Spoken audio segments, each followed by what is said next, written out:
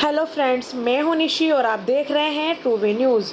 तबलीगी जमात दोस्तों, तबलीगी जमात वाले मामले को लगभग एक साल होने जा रहा है और एक साल बाद एनबीएसए का हंटर चला उन चैनलों पर जो महामारी के दौरान प्रोपेगेंडा फैलाने का काम कर रहे थे, जो एक समुदाय को कटघरे में खड़ा कर रहे थे, एक समुदाय पर आरोप लगा रहे थे और बोल रहे थे कि भारत में कोरोना फैलाने का एक ही कारण है, तबलीगी जमात।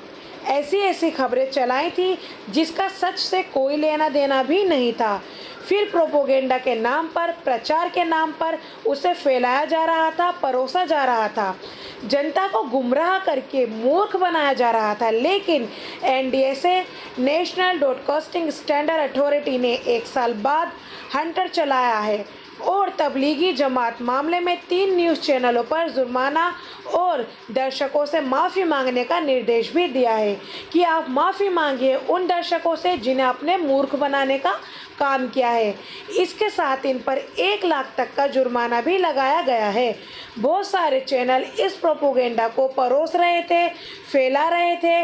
कुछ चैनलों को छोड़कर ऐसा कोई चैनल नहीं था जो तबलीगी जमात के नाम पर अपनी टीआरपी सेट करने में ना लगा हो। अब जिन चैनलों ने ऐसे भड़काऊ बयान के द्वारा तबलीगी जमात को दिखाया था, बदनाम किया था, अब तैयारी कर लें अपनी बारी की, जुर्माना देने की, माफ़ी मांगने की। जिन्होंने 2 समुदायों के बीच की दूरियों को और बढ़ा दिया, 2 समुदाय के बीच की खाई को खोदने का काम किया और जनता को टीआरपी के लिए मूर्ख बनाया, उनका विश्वास तोड़ा है। यही बात एनबीएसए कह रहा है कि तबलीगी जमात के लिए कैसे कैसे नफरत भरे शब्दों का प्रयोग किया गया, अलग अलग तरह से गालियां दी जा रही थी। किसी चैनल पर सुबह को तो किसी चैनल पर शाम को गालियां दी जा रही थी। चलो मान लेते हैं कि कुछ लोगों की गलती हो भी सकती है तबलीगी जमात में, फिर आज तक वो साबित क्यों नहीं हुई, इसका जवाब दो आकर सामने। क्यों सभी निर्दोष पाए गए, क्यों किसी को सज़ा नहीं हुई? फिर भी मान लेते हैं उनमें कोई दोषी भी होगा, पर इसका ये मतलब नहीं कि पूरे समुदाय के लोगों को कटघरे में खड़ा कर देंगे, सबको बुरा भला अपशब्द कहेंगे, क्या उनके ऊपर आरोप लगा देंगे।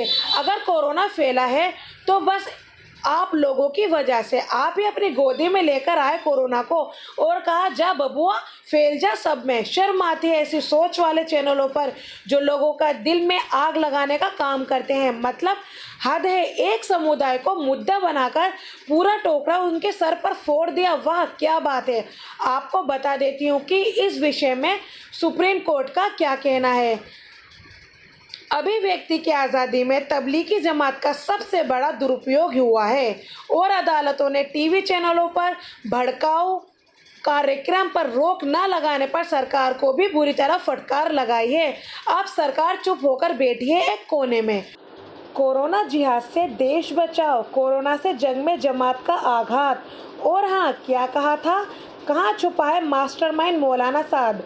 मौलाना साद जहाँ कल थे आज भी वही हैं और वहीं रहेंगे, पर झूठ फैलाकर, नफरत फैलाकर ऐसे लोग कहाँ जाएंगे ये वक्त बताएगा। ऐसे चैनलों पर बस जुर्माना ही नहीं लगना चाहिए बल्कि इन्हें कड़ी से कड़ी सजा भी देनी चाहिए। इसी के साथ मैं अपने शब्दों को विराम देती हूँ। मिलते हैं दोस्तों अगली वीडियो में, तब तक के लिए बाय, सलाम, नमस्ते।